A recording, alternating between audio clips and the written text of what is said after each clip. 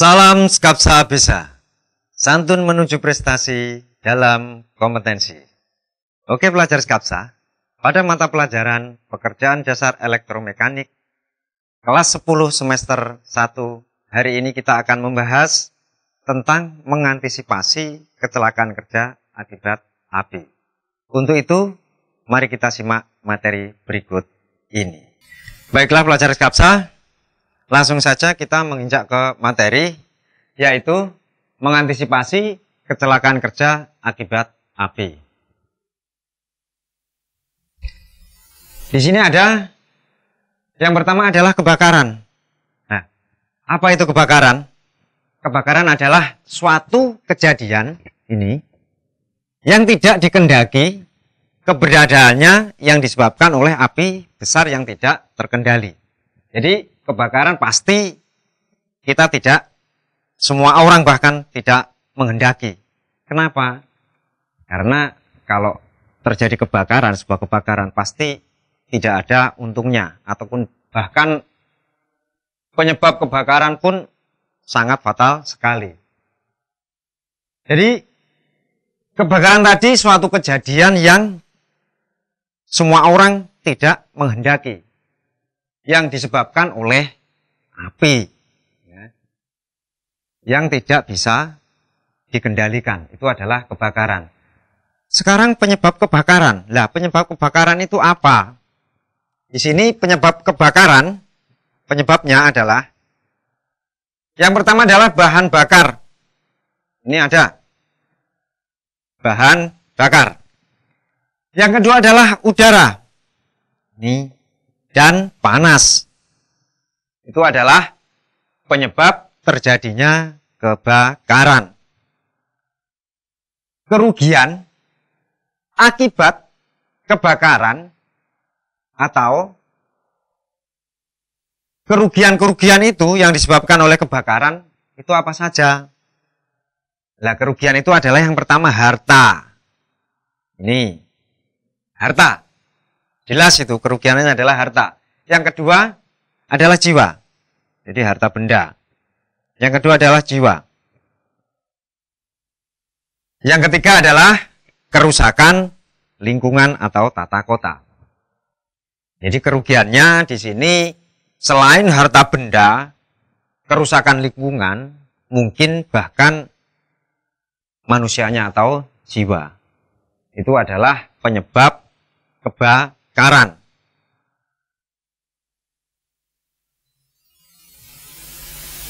Nah, di sini sebab terjadinya kebakaran itu ada beberapa hal. Yang pertama mungkin kegagalan pada pemadam api atau awal.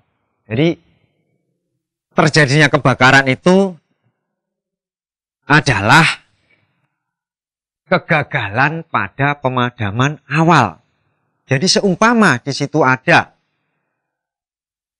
suatu pemadaman lebih awal, ini itu tidak dinamakan kebakaran. Nah, yang kedua disebabkan juga karena keterlambatan dalam mengetahui awal terjadinya kebakaran, alarm dan atau detektor. Jadi di situ adalah terjadi keterlambatan.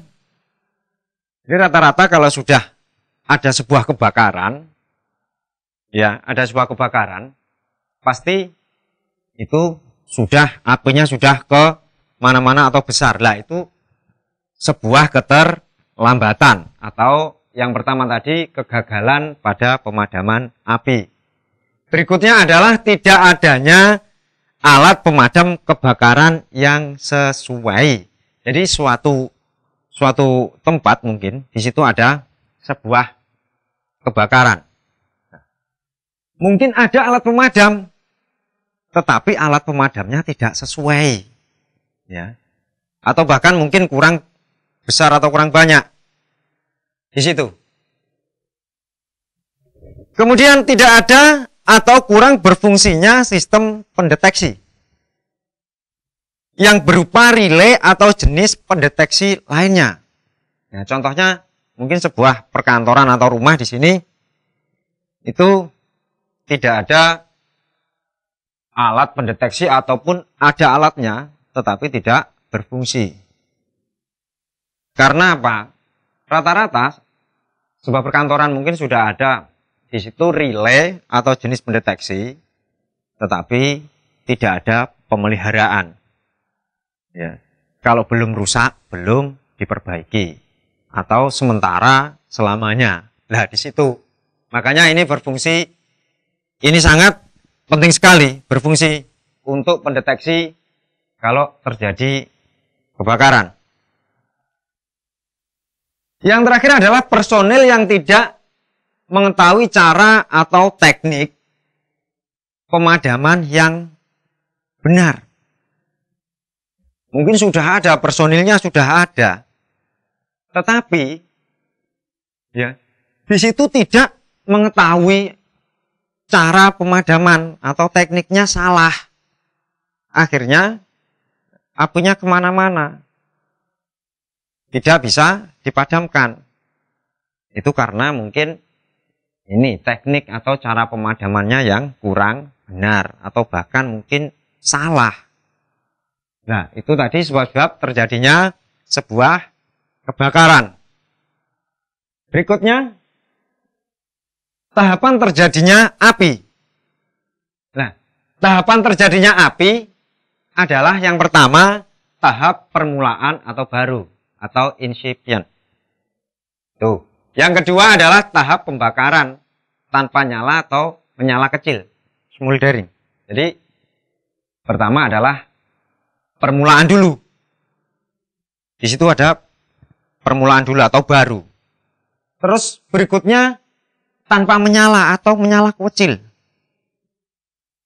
Yang terakhir adalah tahap pembakaran dibarengi dengan nyala besar atau flame state. Jadi setelah baru, terus tanpa nyala atau nyala kecil, baru dibarengi dengan nyala besar. Itu tahapan terjadinya api. Batas dapat terbakar adalah batas konsentrasi campuran antara uap, bahan bakar dengan udara yang dapat terbakar atau menyala bila dikenai sumber panas yang cukup.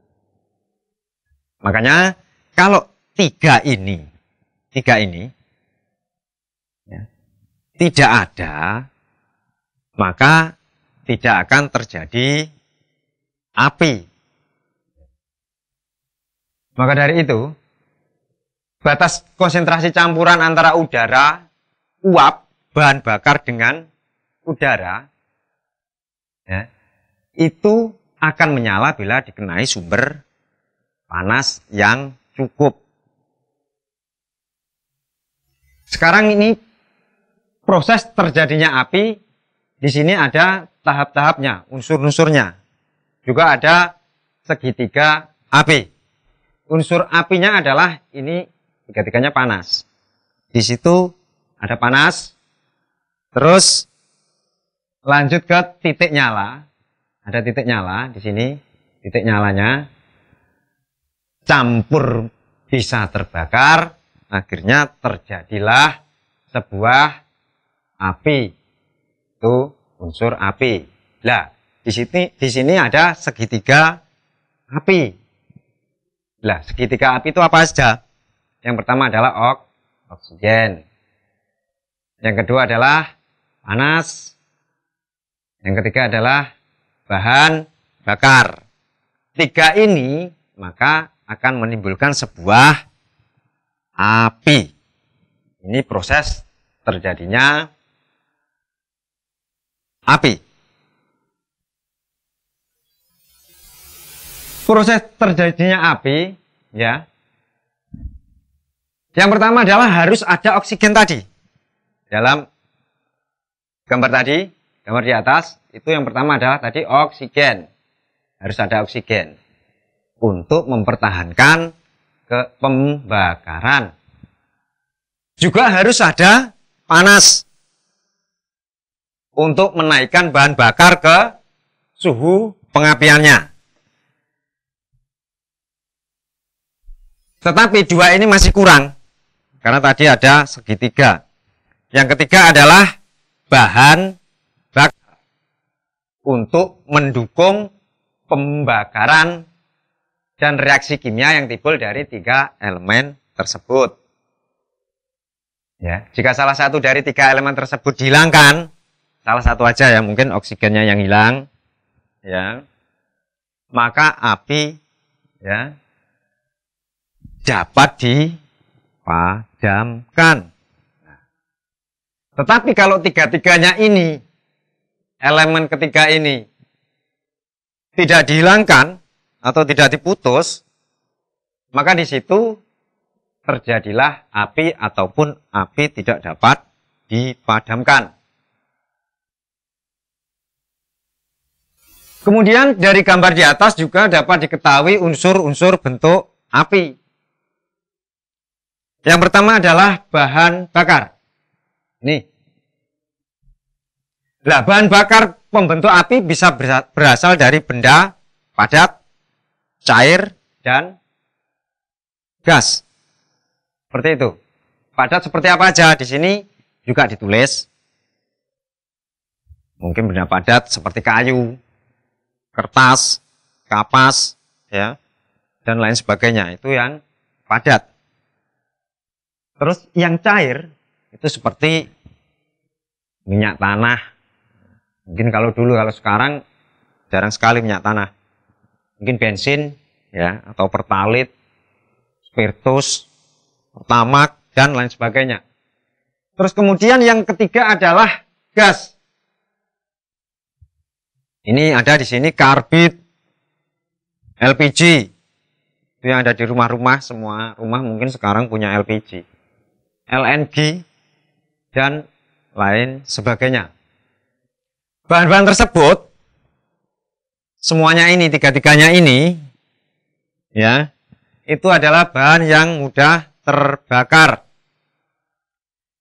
yang mudah bereaksi dan menimbulkan api. Ini, makanya nanti kalau bersentuhan dengan tiga bahan ini, ya, bahan bakar ini, jika bersentuhan, makanya kita harus juga hati-hati. Berikutnya selain bahan bakar, di situ ada oksigen.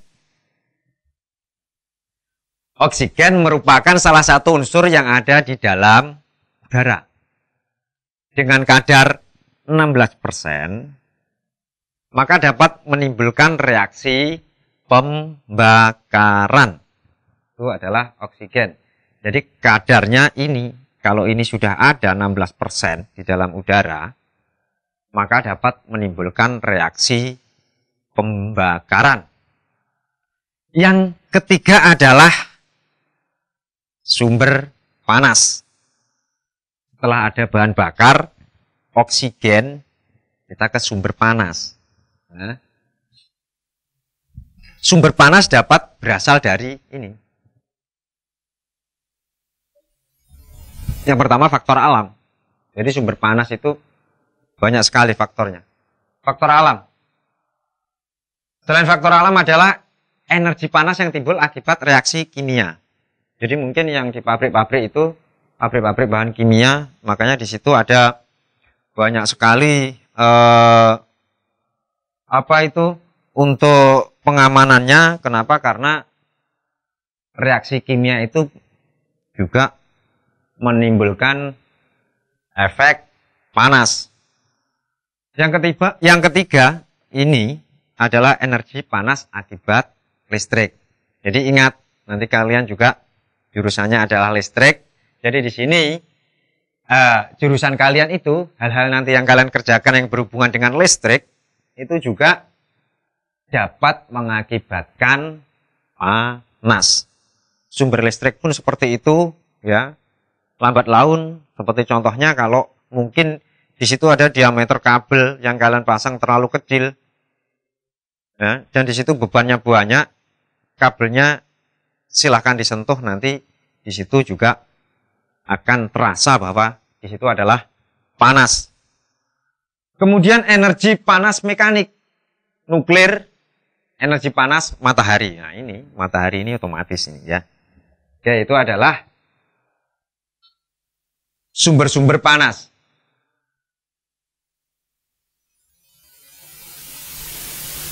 Kemudian klasifikasi kebakaran. Bertujuan untuk yang pertama memudahkan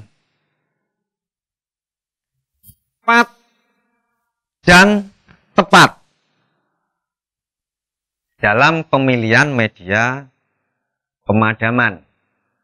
Jadi klasifikasi ini bertujuan untuk apa? Untuk memudahkan ya, cepat dan tepat dalam pemilihan media pemadaman. Menurut Peraturan Menteri Tenaga Kerja dan Transmigrasi nomor 04/1980 ini, tanggal 14 April 1980 adalah seperti ditunjukkan pada tabel di bawah ini. Nah, ini klasifikasi kebakarannya. Yang pertama kelasnya. Di situ ada kelas. Yang pertama adalah kelas A. Jenis kebakarannya di kelas A itu seperti apa? Kategorinya kelas A. Di sini adalah bahan bakarnya bila terbakar akan meninggalkan arang dan abu. Itu masuknya kelas kebakarannya adalah kelas A. Sedangkan untuk kelas yang B, bahan bakarnya cair atau gas yang mudah terbakar. Jadi kalau semua bahan bakar cair atau gas, ya, itu nanti masuknya kelas kebakarannya adalah kelas B. Terus yang kelas C, itu adalah jenis kebakaran, ya, kebakaran instalasi listrik bertegangan. Jadi nanti kita, jurusan kita, itu kalau ada kebakaran yang diakibatkan oleh listrik, itu adalah nanti masuknya kelasnya C. Ya, ini sangat rawan sekali. Karena rata-rata kebakaran itu diakibatkan oleh konsleting listrik. Terus yang terakhir adalah kelas D. Itu kebakaran logam. Jadi ini sudah berat, masuknya adalah kelasnya D. Jadi kita untuk instalasi listrik, makanya nanti harus hati-hati karena kalau terjadi kebakaran akibat konsleting listrik, itu masuk kategorinya juga lumayan berat, yaitu kelas C. Seperti itu ya. Berikutnya adalah pemadam api kebakaran. Prinsip teknik pemadaman. Prinsip pemadaman api antara lain yang pertama, ketepatan memilih media pemadam. Jadi yang pertama, media pemadam ini juga penting karena apa? Ini harus tepat. Kalau medianya sudah tepat, maka akan didapat pemadam kebakaran yang efektif. Nih, kalau tidak tepat, tidak akan efektif, bahkan mungkin nanti bisa gagal. Terus, merusak atau memutus keseimbangan campuran. Jadi kita harus merusak ketiga unsur tadi di dalam segitiga api. Nah, tadi segitiga api di dalamnya ada apa? Itu kan ada segitiganya. Tadi yang gambar di atas. Ya. Yang pertama adalah ini, bahan bakar. Yang kedua adalah panas. Dan yang ketiga adalah udara. Nah, maka kita harus rusak salah satu. Atau kita putus salah satu. Supaya apa? Supaya nanti api bisa padam. Itu adalah prinsip teknik pemadaman. Berikutnya tabel cara pemadaman api. Yang pertama adalah starvation. Keterangannya di sini, apa ini? Dalam menghilangkan atau mengurangi bahan bakar. Jadi kita hilangkan, kita kurangi, mengambil yang belum terbakar. Seperti pada ladang minyak. Jadi kita kurangi bahan bakarnya kita ambil yang belum terbakar. Supaya apa? Supaya nanti api bisa diminimalisir ataupun bahkan dipadamkan. Supaya nanti tidak besar, tidak semuanya kena. Yang kedua adalah smothering, yaitu memisahkan udara dari bahan bakar. Nah, ini udara ini juga sulit. Kenapa? Ini adalah, kalau sudah terjadi kebakaran, kita harus tahu arah udara itu juga kemana. Maka dari itu, kita harus memisahkan udara dari bahan bakar. Jangan sampai nanti udaranya ke utara, seumpama ini contohnya, udaranya ke utara, tetapi yang kita padamkan yang di selatannya. Jadi tidak malah padam, malah kemana-mana. Ya. Jadi kita pisahkan dulu. Supaya apa? Udara ini, supaya nanti api juga segera padam. Terus yang ketiga adalah dilution, yaitu mengurangi kadar O2 dalam udara. Ya, mungkin ini dalam ruangan, nanti bisa. Ya. Berikutnya adalah cooling, yaitu mendinginkan atau mengurangi panas bahan yang terbakar sampai suhu di bawah titik nyala. Kalau suhu sudah di bawah titik nyala, pasti api akan padam. Ini pasti api akan padam. Nah, ini adalah cara. Yang berikutnya adalah kimia dan teknik, memutuskan rantai reaksi pembakaran. Kita pakai cara kimia dan teknik. Berikutnya, nah, dari penjelasan tadi, di sini saya punya pertanyaan, nanti silahkan dikerjakan, ya. Terus segera dikirim atau upload di Google Classroom. Yang pertama adalah jelaskan bagaimana langkah mengamankan kebakaran akibat listrik. Nah, ini sesuai dengan jurusan kalian. Jadi silahkan nanti jelaskan langkah mengamankan kebakaran tersebut. Ya. Berikutnya yang kedua adalah jelaskan langkah-langkah antisipasi kebakaran di lingkungan industri. Jadi antisipasi kebakaran, langkah-langkahnya bagaimana kalau terjadi kebakaran di lingkungan industri. Berikutnya yang ketiga adalah, yang terakhir jelaskan secara singkat cara-cara memadamkan api. Oke. Mudah kan? Sampai di sini. Nanti bila kurang jelas silahkan tanyakan di Google Classroom. Terima kasih. Sampai jumpa di video kita selanjutnya. Assalamualaikum warahmatullahi wabarakatuh. Baiklah pelajar Skapsa, demikian materi hari ini mengenai mengantisipasi kecelakaan kerja akibat api. Jangan lupa like dan komen untuk mendukung program ini. Klik subscribe dan tekan tombol lonceng supaya tidak ketinggalan informasi. Dan share jika menurut kalian video ini bermanfaat untuk orang lain. Sampai jumpa di video kita selanjutnya. Salam Skapsa Bisa.